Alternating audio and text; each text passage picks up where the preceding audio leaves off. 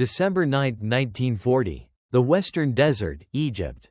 In the pre-dawn darkness, a desolate landscape stretches endlessly, broken only by the silhouettes of British Matilda II infantry tanks, their heavy armor glinting faintly under a sliver of moon.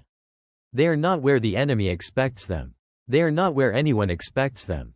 A colossal Italian force, vastly outnumbering the British, lies entrenched in a series of fortified camps, confident in their defensive lines.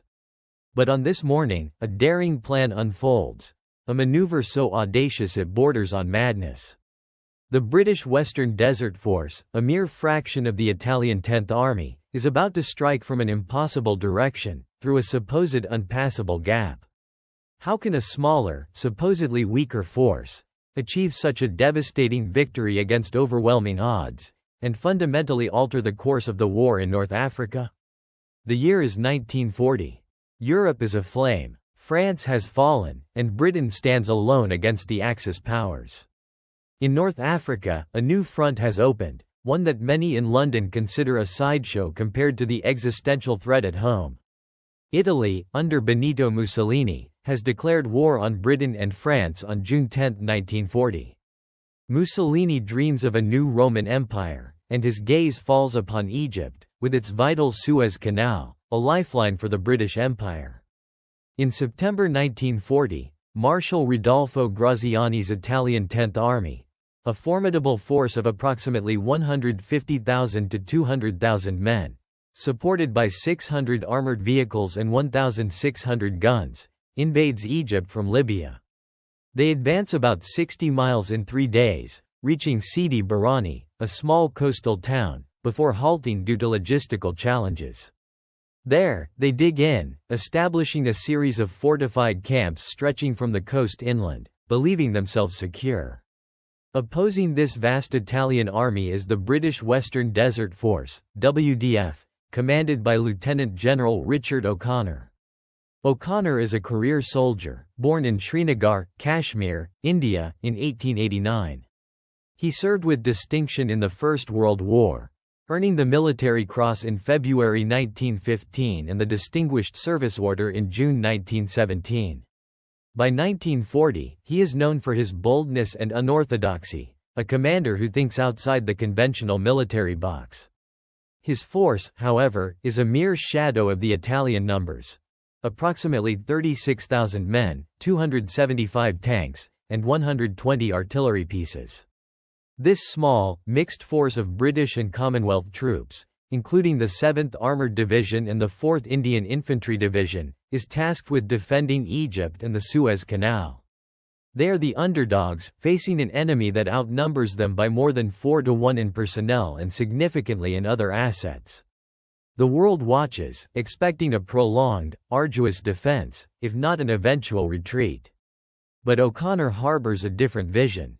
The official directive from General Sir Archibald Wavell, Commander-in-Chief Middle East, is for a limited 5-day raid, a spoiling attack to disrupt Italian forces and push them back from Egypt.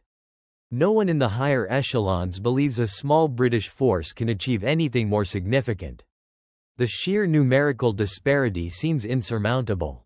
The Italian 10th Army has established a chain of fortified camps, meticulously designed with anti-tank trenches, minefields, and double stone walls, especially around key positions like Nibewa. These camps are spread out, from the coast at Makdila to Sofafai on the inland escarpment, a distance of many miles, but they are believed to be strongholds, impenetrable head-on. Skepticism runs deep. The British Army has suffered a string of disheartening defeats in Norway and France earlier in the year. Resources are stretched thin, and North Africa is not considered the primary theater of war. To launch a major offensive with such limited forces against a numerically superior, entrenched enemy seems a fool's errand. The Italian positions are well fortified, and their artillery is plentiful. Any frontal assault would likely result in catastrophic casualties for the attacking force. But O'Connor and his key staff, particularly Brigadier Eric Dorman Smith, see an opportunity where others see only despair. They study the Italian dispositions with intense scrutiny. They notice a crucial flaw in the Italian defensive setup: While individually strong, the camps are too far apart to provide mutual support or overlapping fields of fire. This creates gaps, vulnerabilities in what appears to be a continuous line. Specifically, a 20-mile wide gap, the Enba Gap, exists between the camps at Sofafai to the south and Nibewa to the north. This gap is largely unguarded, as the Italians rely on ground and air patrols to link their positions and watch the British movements. The conventional wisdom dictates a direct assault, perhaps an attempt to breach the minefields and trenches. But O'Connor is anything but conventional. He proposes a radical plan. Instead of attacking the Italian front, his forces will execute a sweeping maneuver through the open desert, bypassing the coastal defenses entirely. They will then strike the Italian camps from the rear, where defenses are weakest. This audacious strategy is a stark departure from expected doctrine. It demands speed, secrecy, and perfect execution in the unforgiving desert environment. No one believed him when he first outlined the concept. They were all wrong. The plan, codenamed Operation Compass, is set into motion. It is a bold stroke, conceived not as a mere raid, but with the potential for decisive action, should the initial attack succeed. The troops begin their westward movement on December 6, 1940. The approach march to Nibewa is scheduled to commence at dawn on December 8. To maintain secrecy and avoid detection by Italian air reconnaissance, both the 7th Armored Division and the 4th Indian Division move south of the main escarpment, where vehicle dust would be less noticeable. The desert becomes a stage for an elaborate deception. British and Indian infantry rehearse their attack with the Matilda tanks of the 7th Royal Tank Regiment in late November. Another rehearsal is announced for early December, but this is the real thing. The training grounds marked out in the desert are, in fact, exact replicas of the Italian camps at Nibewa and Tumar. This meticulous preparation ensures that when the moment of truth arrives, every soldier knows their role, every tank crew understands their objective. As night falls on December 8, the Western Desert Force, approximately 36,000 strong with 275 tanks and 120 guns, positions itself for the decisive blow. The primary target is Nibewa, a fortified camp about 12 miles south of Sidi Barrani, garrisoned by the Italian Maletti Group, an armored force of about 4,100 personnel, including Libyan battalions and a company of M1139's tanks.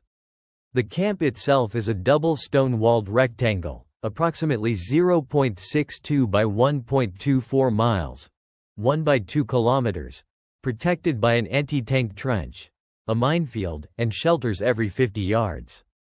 Crucially, there is a gap in the minefield to the northwest, intended for supply trucks. This is the Achilles heel O'Connor intends to exploit. At 5 o'clock hours on December 9, the attack begins.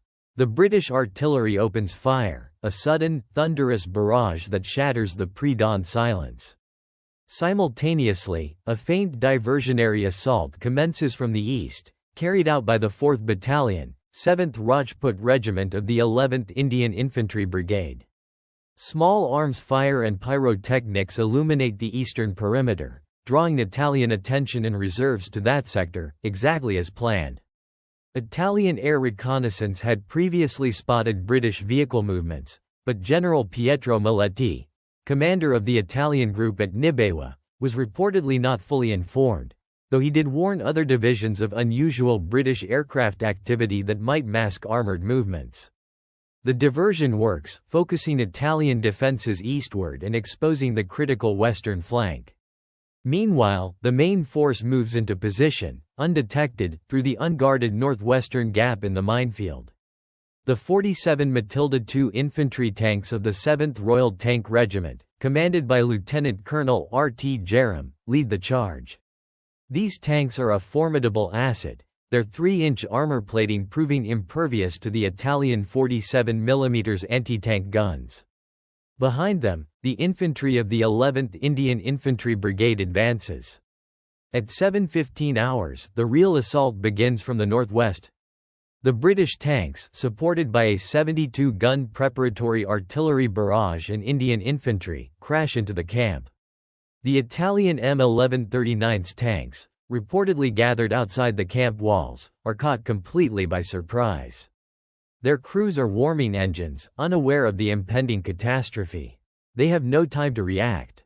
The British Matildas quickly destroyed 28 Italian tanks, neutralizing the Miletti group's armored capability within minutes. Chaos erupts within the Italian camp. General Miletti himself attempts to fight back with a machine gun, but he is killed in the ferocious initial assault. The British tanks breach the camp walls and drive inside, followed closely by the Indian infantry, who had advanced in lorries and then charged the final 700 yards.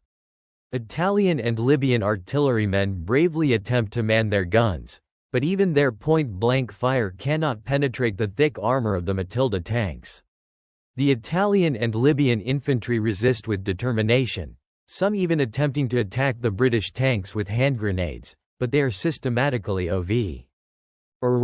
By 8:30 hours, less than an hour and a half after the main assault began, the WWII camp falls.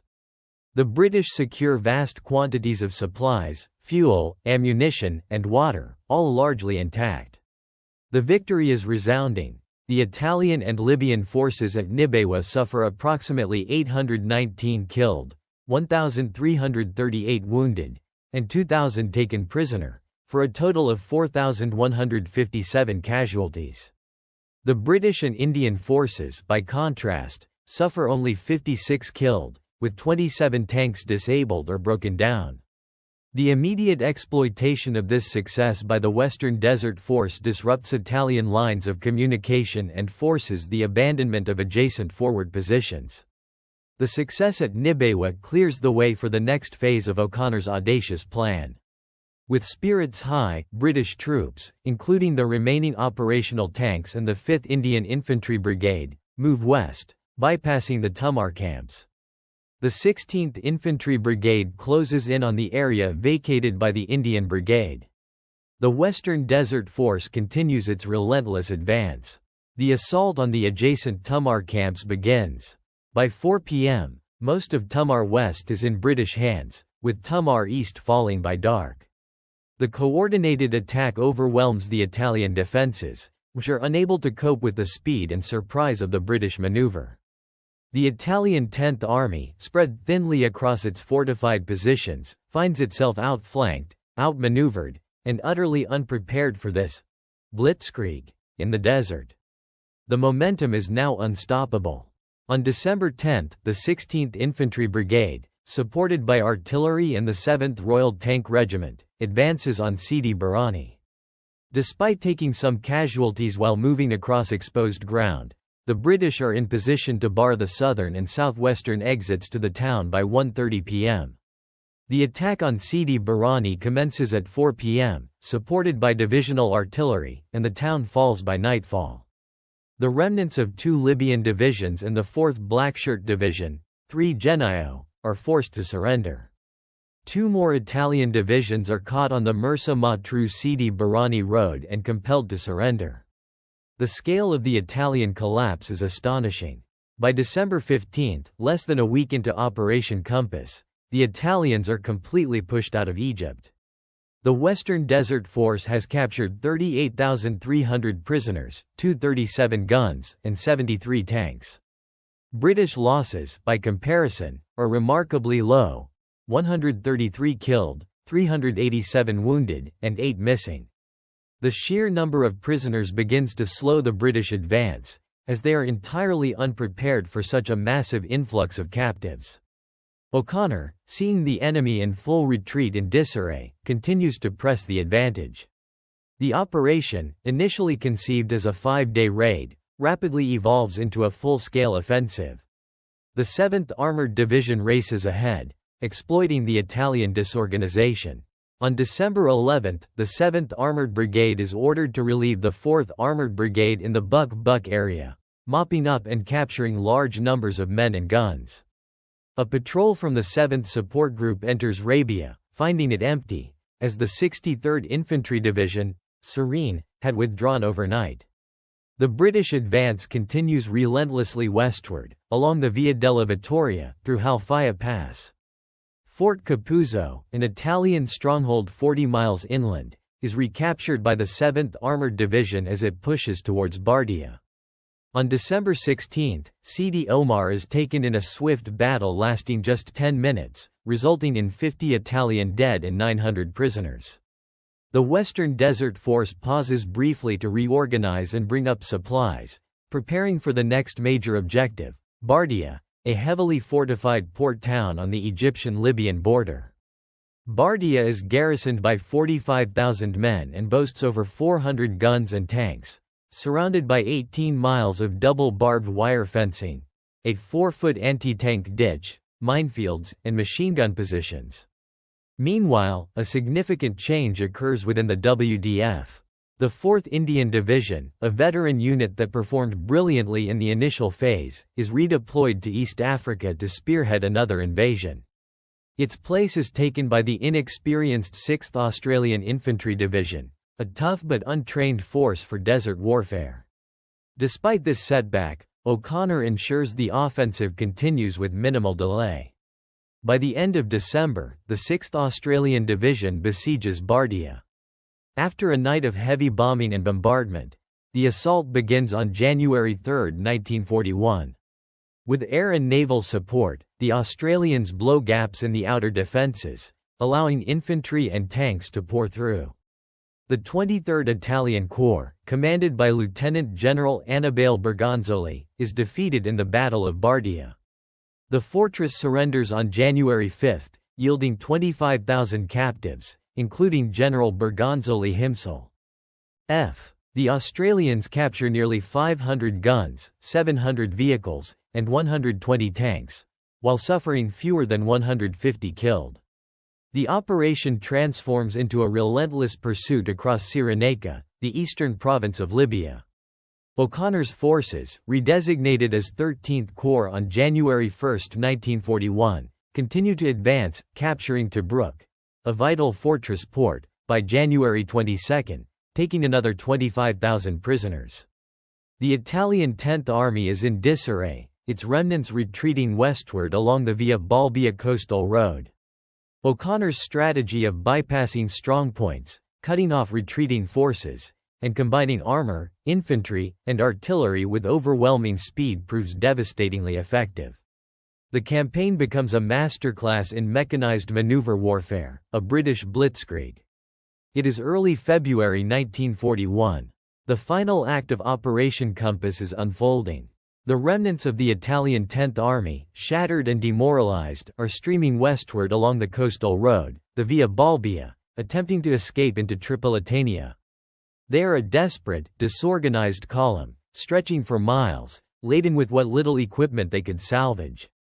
Behind them, the 6th Australian Division relentlessly pursues, harrying their retreat.